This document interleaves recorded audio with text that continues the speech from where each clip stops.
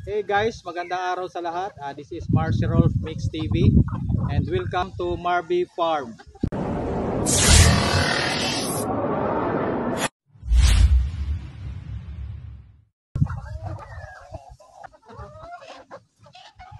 Yan mga kabex, magandang umaga sa lahat. At magpapakain po tayo ng ating mga alagang Rhode Island Red tsaka Isa Brown.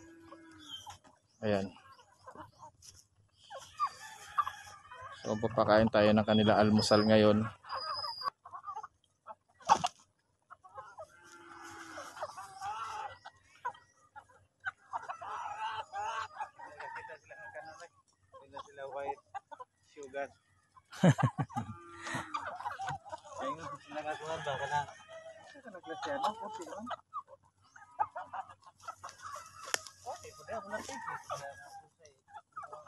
Oh.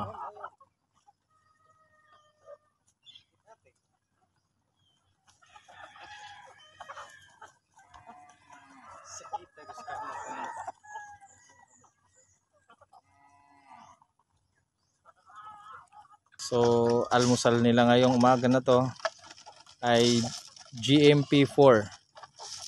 Ayan, ito yung mga breeder namin mga kabex. So ang pinapakain namin sa kanila ay GMP4 pang breeder. So ayan sila.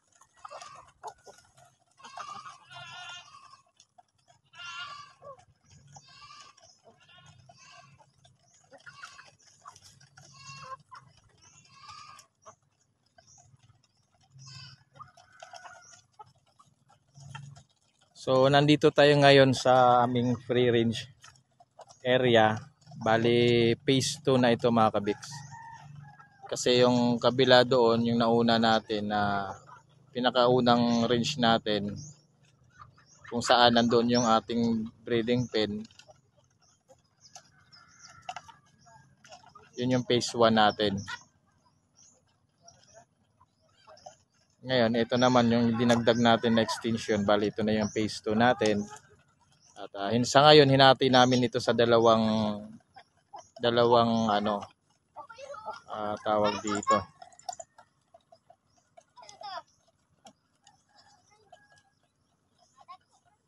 Sa dalawang area. Naglagay tayo ng partition nila o division. Kasi sa kabila, yung mga Isa Brown naman yung nilagay natin.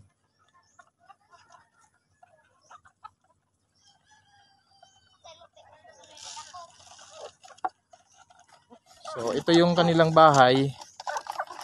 Itong bahay na to, ni-reuse lang namin to. Yan, medyo luma na nga. Dati itong kambingan ng tatay ko. So nung nagka-pandemic, so natigil nga yung kambingan. Tsaka matanda na rin yung tatay ko kaya hindi niya naman kayang mag-alaga ng kambing. So ito ngayon ang ginamit natin na pabahay na aking mga alaga manok. Ayan. So, dalawa sila. Ito yung main bahay nila.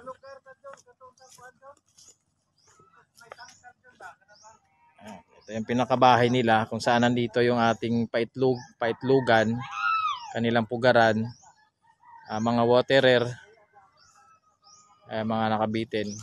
Mga waterer na ginagamit namin dito mga kabiks, mga reuse lang din na galon. So tinabasan lang namin, kinat lang namin. So meron namang available na mga used na mga gamit na galon. So yun na lang ginawa namin para makatipid naman, para hindi na kami bumili ng mga bagong waterer. Meron man kami binili mga ilang piraso na malalaki. So itong ang side na to, itong dating kulungan din ng manok. Yan, sira na yung dingding. So pag nagkaroon ng budget, extra budget, so ipapagawa ko rin yan na breeding pen. Papalagyan ko ng dingding yan, tsaka net. So diyan ko naman ilalagay yung ating US Selkie. Yung isang pares na US Selkie natin. Diyan naman natin ilalagay yon. Yun yung magiging bahay nila at breeding pen.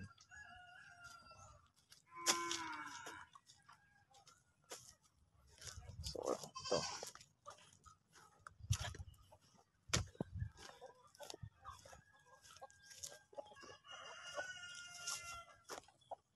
Dati napakakapal ng mga talahib dito, mga damo. So ngayon, unti-unti nang nawawala. Nakikita na natin yung lupa.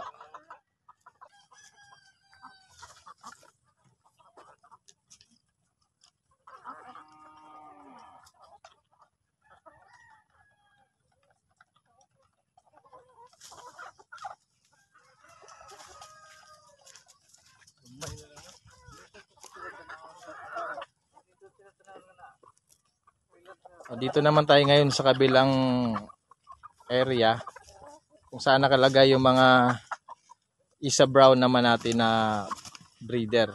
Isa Brown na mga inahin. Ayan.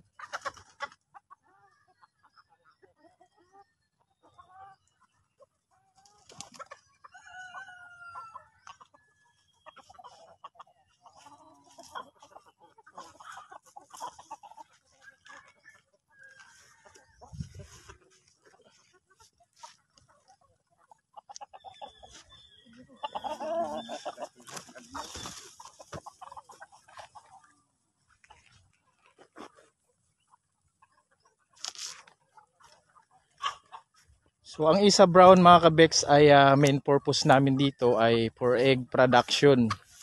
For table eggs production. Mga pang-ulam na itlog. Kasi malalakas sila mga itlog. Malalaki at masustansyang itlog. Sa ngayon meron pa lang tayong wala pa 20, more or less 20 breeders. So ayan, nag-uumpisa pa lang tayo dito sa Isa Brown. So balak natin to paabutin ng this year, paabutin ng 50 hens, 50 na babaeng manok, paitloging manok. So unti-unti lang, unti-unti padagdag ng padagdag hanggang sa dumami. So nag-umpisa na silang mangitlog. Ilang buwan na ba sila ng itlog? Pila na kabuwan ng itlog?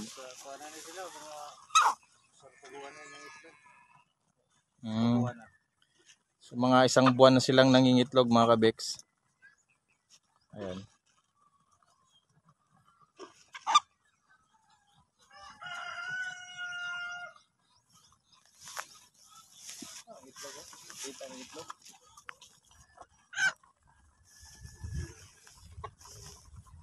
Di ako naisingit unya, tangan to daghana.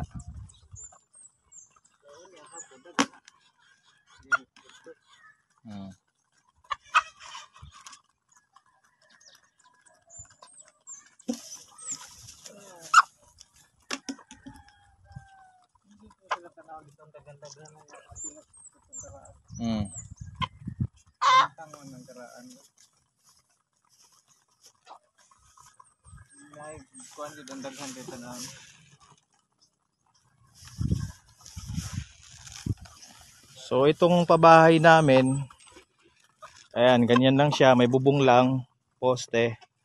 So di na namin pinalagyan ng dingding para open lang siya. Mahalaga may masilungan lang yung mga manok natin. Ayan, may bubong para pag umulan hindi sila mababasa. Tapos yung mga pugaran nila dito lang sa gitna nakalagay. Ayan. Yan, meron ng konting itlog.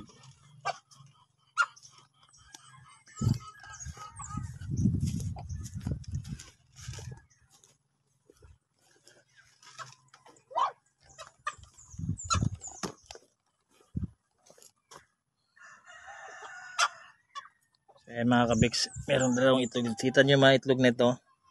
Diba, ang lalaki ng itlog nila. 1 month pa lang silang nangingitlog. Ganito nakalalaki yung itlog nila. Ayan.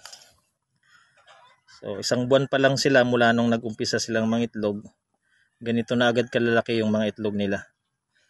Ayan, medyo may pagka brown. Tapos ito naman nilagyan